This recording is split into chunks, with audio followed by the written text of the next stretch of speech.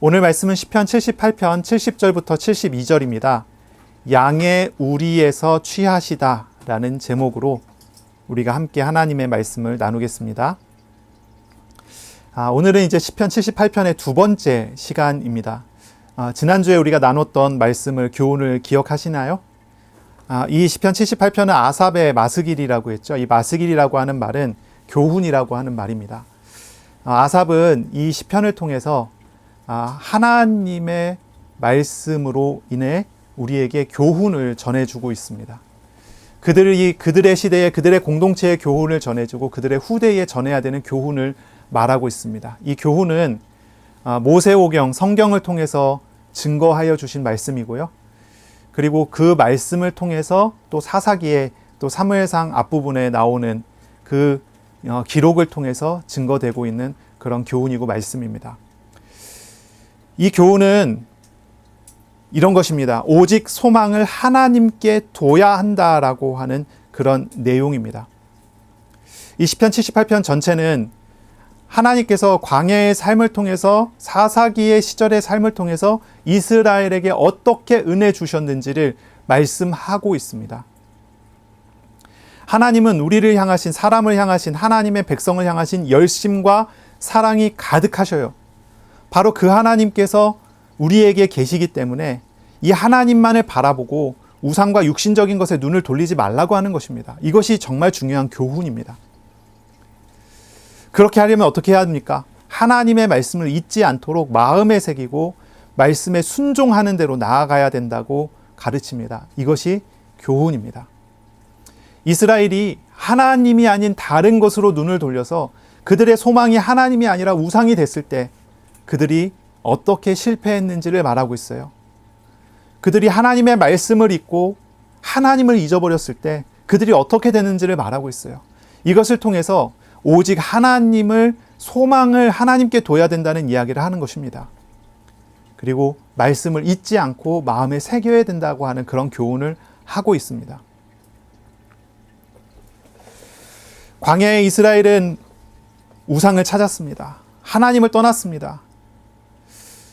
그리고 한 세대가 지나서 에브라임 지파를 대표하는 가나안의 이스라엘 백성들은 자신들의 욕심을 따라 하나님을 떠나서 산당을 만들고 우상 숭배했습니다. 그리고 하나님을 대적했었죠. 바로 그 사건과 그 일들을 가지고 교훈을 하고 있는 것입니다. 그들은 망하는 것이 마땅한 그런 상황이었습니다. 광야의 이스라엘이 하나님을 떠나면 그들이 어떻게 살 수 있습니까? 죽는 것이 당연한 상황인 거죠. 가나안의 이스라엘도 마찬가지입니다. 대적들로 둘러싸여 있는 이스라엘이 하나님 없이 어떻게 살 수 있습니까? 죽어 마땅한 것이 그들의 모습입니다. 그런데 하나님은 그들을 망하도록 내버려 두지 않으셨어요. 조건 없는 하나님의 사랑으로, 아버지의 사랑으로, 또 그들을 내버려 두실 수 없는 바로 그 열심으로 한 사람을 선택하셔서 이스라엘을 더 나은 회복으로 인도하셨습니다. 그것이 광야에서는 모세를 중심으로 한 구원이었고요. 또 가나안 땅에서는 다윗을 중심으로 한 교훈이었습니다. 오늘 저와 여러분은 다윗의 이야기를 이제 나누려고 합니다. 다윗의 이야기를 통해서 크신 하나님을 알아가는 그런 복이 있는 시간 되시기를 축복합니다. 아멘.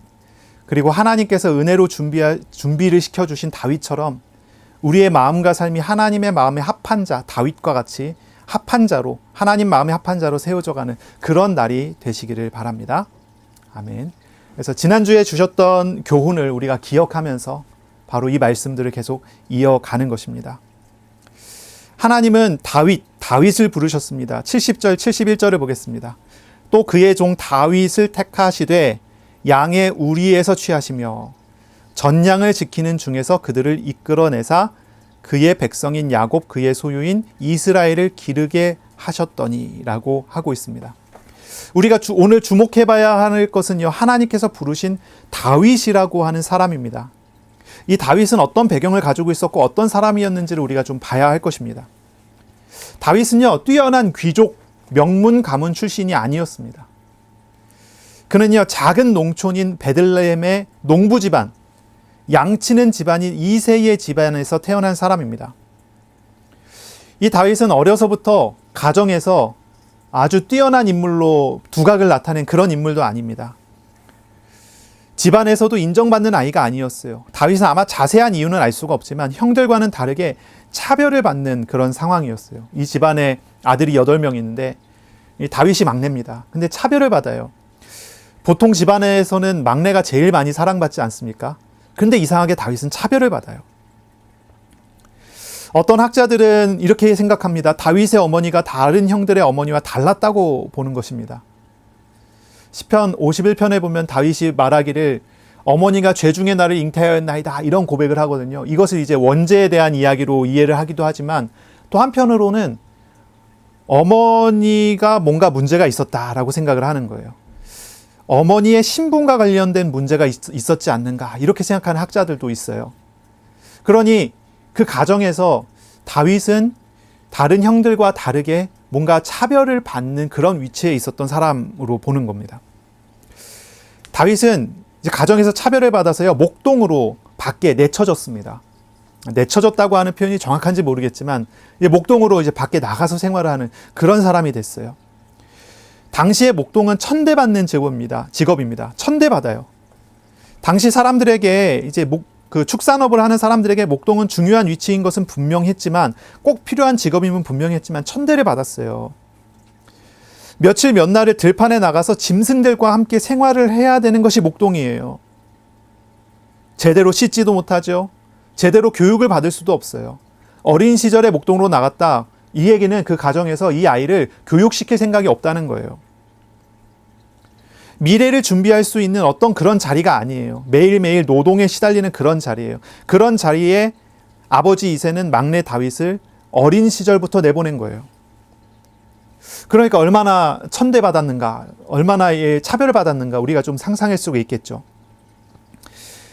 시대가 조금 다르긴 하지만 1세기에 있는 유대인 랍비 문헌을 보면 거기에 목동에 대한 어떤 그런 이미지가 나와요. 유대인의 생각 속에, 유대인의 교육 속에 목동이라는 것은 이런 이미지다라는 거예요. 불신과 경멸의 직업으로 목동에 대해서 설명을 해요. 목동은 정직하지 않은 직업이라고 생각합니다. 다른 양들을 자기 무리에 슬쩍 훔쳐가는 일이 참 많았는지 목동이라고 하면 도둑하고 비슷한 취급을 받았어요. 그래서 목동이다 그러면 이 사람은 처음부터 믿지 못할 사람으로 생각을 하는 거예요. 만약에 목동이라는 직업을 가지고 있다면 재판장에 가서 거기서 증인으로서 설 수 있는 자격이 없게 만들었어요. 그러니까 목동은 재판장에서 증인될 사람이 아니다. 어떤 생각이죠? 목동은 도둑이면서 거짓말장이다. 이게 일반적인 목동에 대한 인식입니다. 그래서 심지어는 랍비 문헌 중에 이런 내용도 나와요. 목동이 구덩이에 빠져 있다면 구출해줄 의무가 없다. 이렇게 얘기가 나와요. 그냥 죽도록 내버려 둬라. 이 정도까지 목동은 아주 천대를 받았어요. 왜 그렇게 목동을 그렇게 생각했느냐 하면 목동들은 들판에 나가서 살아야 되잖아요. 그들은 정결하지 않습니다. 아주 더럽고 냄새가 나요. 그들은 하나님의 율법에 있는 정결예를 지키지 않습니다. 정결법을 지키지 않아요. 그래서 이 목동들은 하나님의 법 앞에서 죄인으로 취급을 받는 거예요. 이게 이제 기본적인 생각인 거예요. 목동들은 양을 쳐야 됐기 때문에 성전 예배에 참석하지를 못했어요. 예배 참석하기 위해서 양들아 여기 기다리고 있어 갔다 올게 이렇게 할 수가 없는 거예요. 그러니까 목동들은 예배 참석을 하지 않아요. 그래서 목동들은요 이방인 취급을 받아요. 개, 돼지 취급을 받는 것이 이 목동들이라고 하는 거예요. 바로 그런 직업입니다. 물론 다윗 시대의 목동이 1세기의 그들과 같이 극단적인 취급을 받았는지는 확실하지 않아요. 하지만 확실한 것은 다윗 시대에도 목동은 천대받았다는 거예요. 그리고 다윗 시대에도 여전히 이 목동은요 하인들이나 노예들이 맡는 직업이었지 그 집안에 가족이 나가고 해야 되는 일은 아니었다는 거죠. 그런데 아버지 이새는 다윗을 바로 그 천대받는 직업인 그 자리인 목동으로 내보내요. 어린 시절부터. 이것은 다른 7명의 형들과 확실하게 차별을 두는 것으로 이해할 수가 있는 거죠. 나중에 사무엘이 하나님의 명령을 따라서 이스라엘의 다음 왕을 찾기 위해서 이새의 집에 왔을 때 다윗 아버지 이새는요, 다윗을 후보로 생각조차 하지 않아요. 그래서 형들부터 한 명씩 한 명씩 그 앞에 데려오지만 다윗은 아예 생각도 하지 않고 데려올 생각도 하지 않죠. 그러나 하나님은 사무엘에게 다윗을 불러오라고 하는 것입니다. 잘생기고 건장한 아들들이 먼저 사무엘 앞에 나섰지만 전부 아니라고 했어요. 하나님의 선택은 들판에 있는 다윗에게 향했습니다. 그때 주셨던 말씀이 사무엘상 16장 7절입니다. 사람은 외모를 보거니와 나 여호와는 중심을 보느니라 라고 했어요. 다윗은 천대받는 목동이었고 어쩌면 아들 취급도 제대로 받지 못하는 그런 자리에 있었지만 그는 하나님 앞에서 바른 중심을 가지고 서 있는 사람이었다는 거죠. 하나님은 온 이스라엘 중에서 이새의 집안을 선택하시고 그 이새의 집안 안에서 가장 천대받는 그런 아들을 선택을 하세요. 그런 아들을 선택하십니다. 이스라엘 중에서도 유다는 이제 남쪽에 있고요. 그 유다 중에서도 베들레헴은요, 시골입니다. 시골이에요. 거기서 뭐 어떻게 대단한 사람이 나올 수 있을까요? 그 시골 집에서도요, 그래도 유력한 집안이 있는데 그 집안 안에서 목동으로 내쳐진 사람이 다윗입니다. 하나님은 이런 사람을 부르셨다는 거죠. 하나님은 왜 가장 능력 있어 보이는, 군사력도 있고 힘도 있어 보이는 에브라임 지파 사람을 선택하지 않고 유다 지파의 베들레헴 시골에 다윗을 부르셨을까요? 왜 하나님께서는 목동을 부르셨을까요? 그 이유는 분명합니다. 다윗은 목동이었지만 오직 소망을 하나님께 두고 살았던 사람이었습니다. 늘 하나님의 말씀을 묵상하고 하나님의 말씀을 따라 살려고 했던 사람이었습니다. 이 사람이 목동이었습니다. 사사기라고 하는 시대를 지나면서 온 이스라엘의 권세 있는 거의 대부분의 사람들이 말씀을 버리고 자기 소견에 오른 대로 살아가고 있을 때 하나님만을 소망으로 삼을 수밖에 없는 한 명 아이, 목동 아이가 있었던 것이죠. 하나님은 바로 그 사람을 선택한 것입니다. 그 사람을 선택한 것입니다. 아마 다윗이 다른 형들과 마찬가지로 집안에서 좋은 음식을 먹으면서 좋은 교육을 받으면서 자라났다면 달랐을지 모르겠어요. 그런데 다윗은 내쳐졌습니다. 목동 생활을 하는 거예요. 어린 시절부터 힘들게 어렵게. 광야에서 무엇을 할 수 있습니까? 광야에서 어떤 일을 할 수 있습니까? 뜨겁고 추운, 낮에는 뜨겁고 밤에 추운 그런 광야에서, 그런 들판에서 무엇을 할 수 있습니까? 때때로 사자와 곰과 늑대가 찾아오는 그런 곳에서 그는 무엇을 할 수 있습니까? 다윗은 그곳에서 오직 하나님만을 소망으로 삼고 하나님을 찾고 하나님의 말씀을 묵상하며 하나님 말씀을 따라가는 그런 삶을 살아갔던 거죠. 하나님은 자신감이 많은 대단한 많은 사람들이 있었지만 하나님은 그들을 보지 않으셨어요. 말씀을 품고 살아가는, 자기 스스로에게서는 소망을 찾을 수 없는 가난한 마음을 가진 한 목동 아이를 부르셨어요. 그리고 하나님은 이 작은 아이인 다윗을 부르셔서 골리앗을 이기게 하시고 한 시대를 바꿔가는 왕으로 세우신 것입니다. 이것이 놀라운 사건이고 이것이 하나님의 선택이었습니다. 고린도전서 1장 27절부터 29절에 보면 이런 말씀이 있습니다. 하나님께서 세상에 미련한 것들을 택하사 지혜 있는 자들을 부끄럽게 하려 하시고 세상에 약한 것들을 택하사 강한 것들을 부끄럽게 하려 하시며 하나님께서 세상에 천한 것들과 멸시받는 것들과 약한 것들을 택하사 있는 것들을 패하려 하시나니 이는 아무 육체도 하나님 앞에서 자랑하지 못하게 하려 하심이라 라고 했습니다. 우리 주님은 목동인 다윗에게 찾아가 은혜 주시고 동행하시면서 결국은 다윗을 높였어요. 그리고 왕이 되게 하십니다. 하나님은 사람의 높고 낮음을 기준으로 사람을 판단하지 않으십니다. 하나님은 학벌이나 어떤 학식이나 어떤 실력을 보고서 사람을 판단하지 않으십니다. 사실 학벌이나 학식이나 이런 것들 있잖아요. 지혜나 이런 것들, 어떤 기술이나 능력이나 인간관계하는 어떤 리더십이나 이런 것들은요, 사실 하나님께서 동행하셔서 함께하면 쉽게 바뀔 수 있는 그런 부분이에요. 그런데 바뀔 수 없는 것이 있습니다. 그것이 무엇입니까? 다른 것을 다 제쳐놓고 오직 하나님만을 전적으로 믿고 의지하는 마음, 이런 마음은 쉽게 얻어질 수 있는 것이 아닙니다. 오랜 시간 걸쳐서 훈련받아 왔었던, 다윗같이 훈련받아 왔었던 그런 사람들에게 있는 것이죠. 우리들이 훈련받아야 되고 우리가 배워야 되는 것은 다른 것이 아니라 바로 이런 것입니다. 자기 것을 부인하고 하나님을 소망 삼아 하나님을 믿고 하나님을 따르는 것입니다. 어쩌면 다윗은 강제적으로 그럴 수밖에 없는 환경에 놓아졌을지도 몰라요. 그런 과정을 통해서 다윗은 바로 이것이 준비됐던 거죠. 공부를 할 수도 없고 세상에 학식을 갖출 수 있는 환경도 아닙니다. 위험합니다. 안전하지도 않습니다. 평안하지도 않습니다. 그러나 그 속에서 오직 하나님만을 바라보며 나갔을 때 그 다윗은 그 모든 것을 뛰어넘을 수 있는 진짜 본질을 가지게 되는 거죠. 그것은 바로 하나님을 의지하는 믿음이고 그 하나님과 함께하는 영적 실력이라고 해야 되겠죠. 바로 그런 실력입니다. 우리 주님 보셔요. 우리 주님이 사람이 되셔서 오실 때 어땠습니까? 우리 주님은 베들레헴에 오셨습니다. 시골에 오셨습니다. 나귀에 있는 외양간에 나귀의 밥통에 누우셨습니다. 그리고 우리 주님은 들판에 목동들의 영접을 받으셨습니다. 베들레헴에서 목동하고 있던 다윗이 주님 만났어요. 주님과 함께 했어요.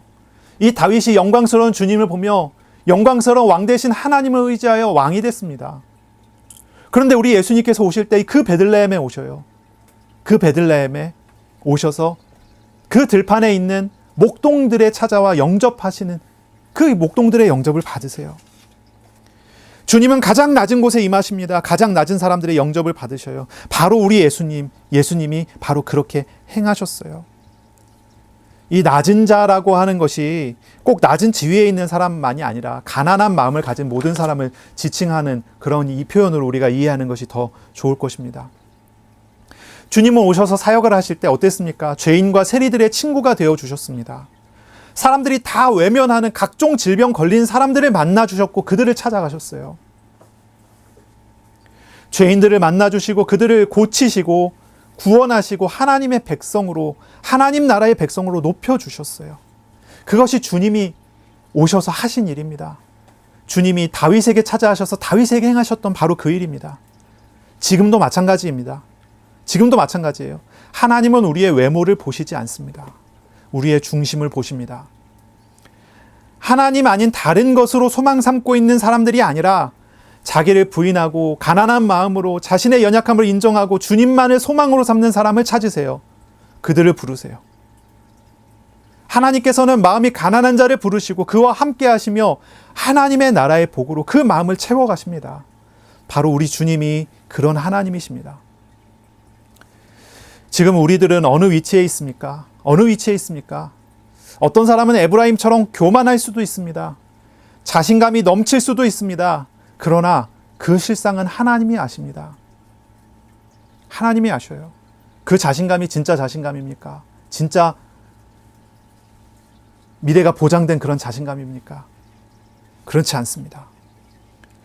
혹은 목동 같은 낮은 곳에서 오직 하나님만 바라볼 수도 있어요. 그 실상은 사람들은 몰라봐도 하나님은 아십니다. 하나님은요, 하나님을 찾는 자녀에게 그 시선을, 그 마음을 향해 보고 계십니다. 저와 여러분이 이 주간에 정말 가난한 마음으로 하나님만을 소망으로 삼고 말씀하시는 하나님과 동행하는 그런 주간이 될 수 있기를 예수님의 이름으로 축복합니다. 아멘. 72절을 보겠습니다. 이에 그가 그들을 자기 마음의 완전함으로 기르고 그의 손의 능숙함으로 그들을 지도하였도다. 아멘. 다윗은 이 두 가지가 준비되어 있었습니다. 이 두 가지입니다. 하나는 마음의 완전함이고 또 하나는 손의 능숙함입니다. 이 두 가지는요, 목동 시절부터 하나님께서 훈련시킨 내용입니다. 목동 시절부터 하나님께서 훈련시킨 내용이에요. 다윗은 목동으로서 마음의 완전함으로 양을 길러왔습니다. 그리고 하나님께서 다윗을 왕으로 세우셨을 때 바로 그 마음의 완전함으로 이스라엘을 다스렸다고 하는 것입니다. 마음의 완전함이란 무엇일까요? 이거는 이제 흠이 없는 완벽함을 의미하는 말이 아닙니다. 마음의 완전함이란 흠이 없는 완벽함이 아니에요. 다윗도 죄를 범한 연약한 인간이었습니다. 여기서 완전함이라는 말은 흠이 없다는 말이 아니에요. 하나님만을 전적으로 의지하는 마음입니다. 이것이 완전함이라고 하는 것입니다. 완전하신 하나님을 의지하는 마음을 가졌기에 그는 마음의 완전함으로 생활할 수 있었던 것입니다. 아마 어렸을 때부터 목동 생활하는 동안 다윗은 하나님만을 찾고 의지하는 삶을 계속 훈련했던 것 같아요. 목동 생활이라고 하는 것은 굉장히 외롭다고 합니다. 밤낮 사람이 아닌 짐승들과 함께하는 생활입니다. 누가 위로해주는 사람도 없습니다. 의지할 사람도 아무도 없는 그런 생활입니다. 거기에 사자와 곰, 이리 같은 들짐승의 위협 속에서의 생활입니다. 그것을 홀로 해 나가야 되는 생활입니다. 그것이 목동입니다. 그런데 다윗은 그런 생활 속에서 하나님을 찾고 하나님과 교제하고 하나님을 의지하며 하나님이 주시는 능력으로 양들을 돌보는 삶을 살아간 것입니다. 다윗의 오랜 들판의 생활은 꼭 이스라엘이 경험한 광야 생활과 비슷해 보여요. 하나님은 이스라엘의 광야 생활을 통해서 자기 판단과 생각을 내려놓게 하고 하나님을 의지하는 믿음을 배울 수 있도록 하셨잖아요. 다윗의 들판 생활은 바로 그러한 과정이 되지 않았는가 이렇게 생각해 볼 수가 있습니다. 다윗은 사람을 의지하지 않게 됐습니다.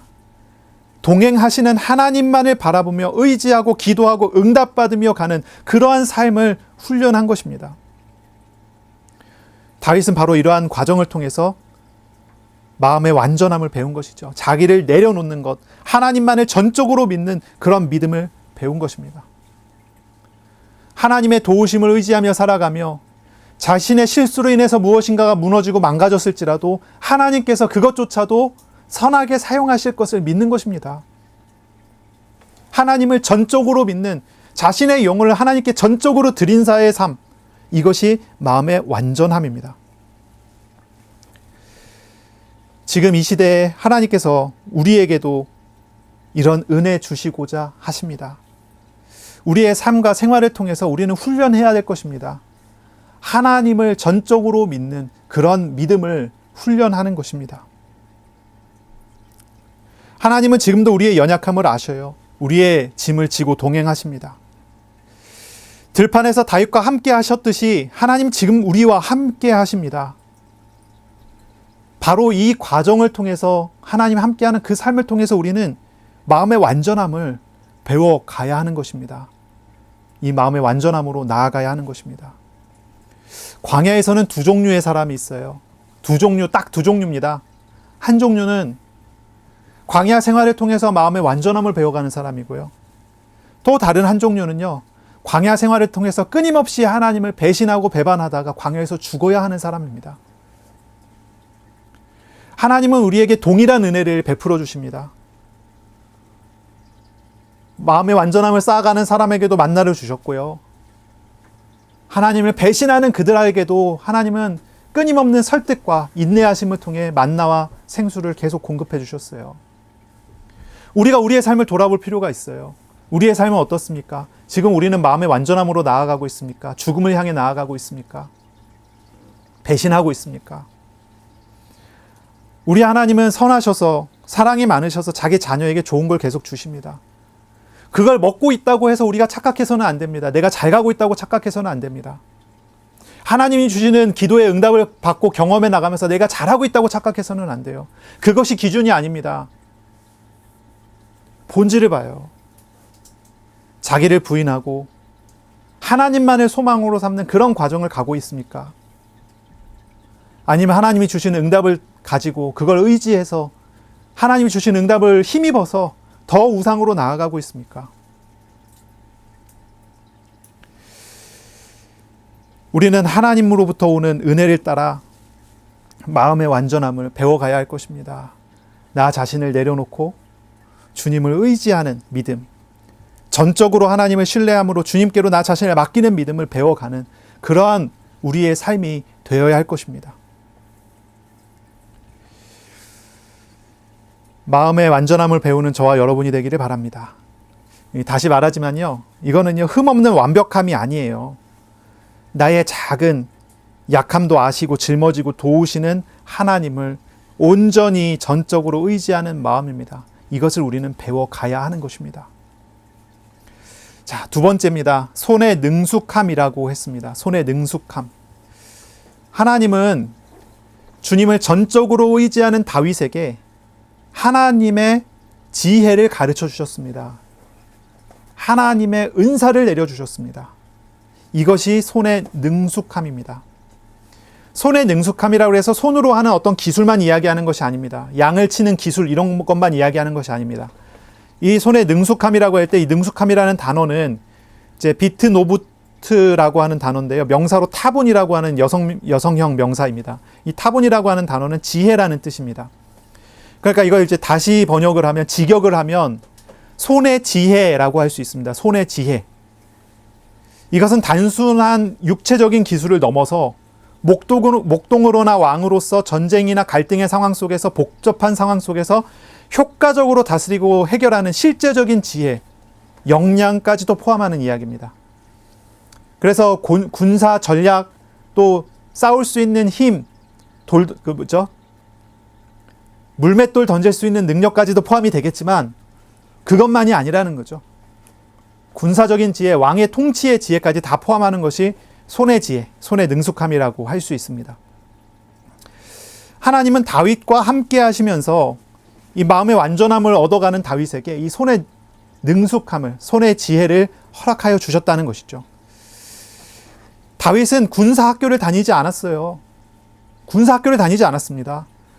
다윗은 정치 외교학과를 나오지 않았어요. 통치를 배우지 않았습니다. 다윗은 목동 생활을 하면서 하나님으로부터 지혜와 기술을 배운 거예요. 다윗의 왕의 자질은 그가 들판에서 양떼를 돌보고 수도 없이 맹수들과 싸우고 그리고 수금을 켜 하나님을 찬양하는 동안 자연스럽게 하나님으로부터 배운 거예요. 최고의 교육을 받은 사람도 따라갈 수 없는 더 최고를 광야에서 훈련을 받았어요. 들판에서 훈련을 받았어요. 다윗은 들판 학교에서 공부를 한 것입니다. 하나님과 함께하는 들판 학교입니다. 하나님은 다윗을 최고로 준비시켰어요. 한번 생각해 보세요. 세상의 지혜자들이 아무리 똑똑하고 기술이 뛰어나다고 하더라도 하나님하고 비교할 수 있습니까? 세계 최고의 학자한테 배운다 하더라도 하나님으로부터 배운 걸 이길 수 있겠습니까? 그럴 수 없습니다. 세상의 지혜가 하나님의 어리석음보다 못합니다. 하나님의 어리석음이 세상의 지혜보다 더 뛰어나고 놀라운 것이, 그것이 사실입니다. 그것이 사실입니다. 어떤 분은 이렇게 얘기할 수도 있어요. 지금은 고도로 발달됐기 때문에 지금은 들판에서는 그런 인재가 나올 수가 없다. 그렇게 얘기하는 사람이 있을 수도 있어요. 근데 우리 잘 보세요. 성경에서 이야기하는 것은요, 뭐 학교냐 들판이냐 하는 이야기가 아니에요. 하나님이 그를 인도하시느냐, 하나님이 그를 가르치시느냐 아니냐 하는 이야기예요. 이게 중요한 거예요. 학교를 다니고 있는 사람이 하나님으로부터 배우며 학교를 다닌다면 학교가 그 사람을 만드는 게 아니에요. 하나님이 그 사람을 만드시는 거예요. 그런데 사람이 학교를 다니지 않고 최고의 학부를 나오지 않고 저기 허름한 어디를 나올 수도 있고 홈스쿨링을 할 수도 있어요. 뭔가 배경과 환경이 좋지 않아 보일 수도 있어요. 그런데 하나님이 가르치고 계시다면 하나님은 그를 선한 길로 인도하십니다. 선한 길로 인도하세요. 때가 되면 그를 일으켜 세우실 것입니다. 때가 되면 하나님은 현장과 상황을 바꾸어 주실 것입니다. 때가 되면 하나님은 그 사람을 좋은 학교에 보내실 수도 있어요. 중요한 것은 무엇입니까? 지금이라는 것입니다. 지금 나를 가르치시는 분이 하나님이십니까? 지금 나를 가르치는 것은 하나님이 아니라 다른 것입니까? 그것이 중요한 것입니다. 손에 지혜를 얻을 수 있는 비밀이 있다면 다른 데 있지 않습니다. 하나님과 함께하는 은혜 속에 있느냐 아니냐는 것입니다. 거기에서부터 우리는 봐야 하는 것이죠. 하나님과 동행하는 사람에게는 한계가 있을 수가 없습니다. 정말 중요한 것은 지금 우리가 들판 같은 곳에 있다 하더라도 그것이 핑계거리가 되어서는 안 된다는 거예요. 핑계거리가 돼서는 안 된다는 것입니다. 다윗의 어린 시절보다 나쁜 환경 속에 계신 분이 있습니까? 그렇다 하더라도 하나님이 함께 하신다면 그것은 어려운 환경이 아니라 가장 좋은 학교에서 공부하는 그것과 같을 것입니다. 내가 다윗보다는 조금 낫다 이렇게 생각하시는 분 계십니까? 그게 나은 것이 아닙니다. 하나님이 함께 하시지 않는다면, 하나님으로부터 배우지 않는다면 그건 결코 좋은 길이 아닌 것입니다. 우리가 정말 보고 알고 배워야 하는 것은 하나님으로부터 오는 것이어야 합니다. 그러므로 우리가 정말로 기도해야 될 것은요, 다른 게 아니에요. 마음의 완전함을 얻어가도록 오직 소망을 하나님께 두도록 하는 그런 마음과 그런 믿음을 배워야 하고, 그리고 그 하나님으로부터 오는 실력을, 그 하나님으로부터 오는 삶을 배워가야 하는 것입니다. 아무것도 아닌 것처럼 보이지만 하나님께서 가르치시는 그 안에는 놀라운 지혜가 담겨져 있고 놀라운 미래가 담겨져 있는 것입니다. 이것을 우리는 배워가고 알아가야 합니다. 저와 여러분이 그리스도를 영접하여 믿은 사람이 맞다면 오늘부터, 지금부터 전적으로 하나님을 찾고 의지하는 믿음의 고백을 드리면서 나아가시길 바랍니다. 그리고 하나님께서 오늘 허락하신 주어진 일들 안에서 하나님의 지혜를 가르쳐 달라고 기도하세요. 지금 하는 일들을 하나님 앞에서 할 수 있도록 기도하시고 하나님 앞에서 도전하세요. 그리고 우리에게 주신 말씀을 따라 일과 만남의 문을 또한 열어주시기를 기도하시면서 그 일들을 하세요. 그 안에 놀라운 은혜들이 있어요. 들판에 나가서 양치는 일이 뭐가 그렇게 뛰어난 훈련이 될 수 있는 일입니까? 아무나 할 수 있는 일이잖아요. 그런데 하나님은 그 속에서 왕의 준비를 시켰다니까요. 집에서 아이를 돌보고 기저귀를 갈아주고 빨래하고 설거지하고 청소하고 하는 일이 별거 아닌 것처럼 보일 수 있어요. 그러나 하나님이 함께하는 사람에게 그거는요, 하나님의 인도하심을 받아나가는 훈련이 되고요. 또한 그 속에서 하나님이 우리를 미래를 위해 준비하신 어떤 것들을 우리는 보게 될 것입니다. 아무것도 아닌 것처럼 보이지만 우리에게 주어져 있는 일 한 가지 한 가지는 하나님께서 필요하셔서 우리를 위하여 허락하신 하나님의 일들이 될 수 있습니다. 다윗은 양치는 하찮아 보이는 일도 게을리하지 않았습니다. 성실하게 했습니다. 그리고 그것을 개발했습니다. 그것이 다윗이 하나님을 바라보는 방법이었고 하나님이 다윗과 동행하시는 그런 방법이었습니다. 저와 여러분이 집에서 애를 보던, 설거지를 하던, 회사에 가서 청소를 하던, 무엇을 하던 기도하면서 하세요. 하나님 앞에서 하세요. 하나님을 위해서 하세요. 그리고 또한 한 발자국 더 나아가서 이웃을 사랑함으로 행하기를 기도하세요. 이것이 우리가 손에 능숙함을 기르는 첫 걸음이 될 것입니다. 하나님은 목동인 다윗을 택하셨어요. 그것은 그의 외적인 조건 때문이 아닙니다. 그의 마음과 그의 손이 준비되었기 때문입니다. 하나님은 어린 시절부터 다윗과 함께 하시면서 바로 이 것들을 준비시키셨습니다.